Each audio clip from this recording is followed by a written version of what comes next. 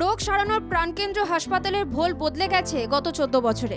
মুখ্যমন্ত্রী তথা স্বাস্থ্যমন্ত্রী মমতা বন্দ্যোপাধ্যায়ের নির্দেশে পরিকাঠামোর উন্নতি থেকে পরিষেবার মানোন্নয়ন হওয়ায় জেলার মানুষের কলকাতার হাসপাতালে আসার ঝোঁক কমেছে, যার জন্য কমেছে রেফার রোগ।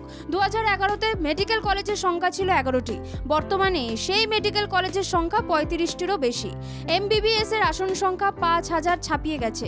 প্রত্যন্ত এলাকায় প্রাথমিক স্বাস্থ্যকেন্দ্র চালু হওয়ায় রোগীদের বড় সুবিধা হচ্ছে।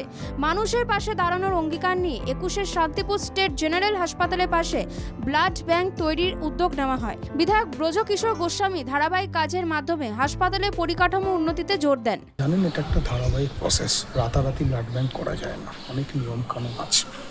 আমি এইটুকু বলতে পারি, অ্যাজ সুন অ্যাজ পসিবল করার ব্যাপারে রাজ্য সরকার, আমাদের মুখ্যমন্ত্রী, স্বাস্থ্যমন্ত্রী হিসাবে দ্রুততার সহিত কাজটা শেষ করার ব্যাপারে খুব বাকি। ব্লাড ব্যাংক বলে নয়, দুটো প্রজেক্ট একসাথে চলছে, কিন্তু ব্লাড ব্যাংক এবং SNCU। ব্লক স্তরের হাসপাতালগুলির পরিকাঠামো উন্নয়নের মাধ্যমে পরিষেবার মান বাড়ানো হয়েছে, আর এসবই হয়েছে মমতা বন্দ্যোপাধ্যায়ের মস্তিষ্ক প্রসূত সুপরিকল্পনার মাধ্যমে। মানুষের পাশে থেকে সমস্যার কথা তুলে ধরাটাই চতুর্থ স্তম্ভের কাজ। সেই কাজই বাংলা জাগত তরফে আমরা করছি, তাতে মানুষও আমাদের ধন্যবাদ জানাচ্ছে। সেই ব্লাড ব্যাংকের কাজ চলছে, কিন্তু এখনো পর্যন্ত সেই ব্লাড ব্যাংক তৈরি হলো না। গরমে প্রচণ্ড হারে রক্তের প্রয়োজনীয়তা দেখা দিয়েছে। সরকার অত্যন্ত দ্রুত এই কাজটা সম্পন্ন করে এবং সারা শান্তিপুর তথা নদিয়া জেলার একটা বিশেষ অংশের মানুষের ব্লাডের সুরাহা হয়। শান্তিপুরের মানুষের দীর্ঘদিনের দাবি ছিল একটি ব্লাড ব্যাংক তৈরি হোক।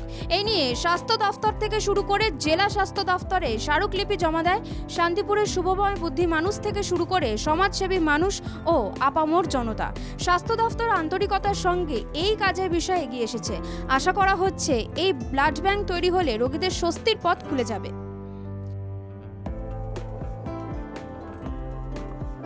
মাধব দেবনাথের রিপোর্ট, বাংলা জাগো।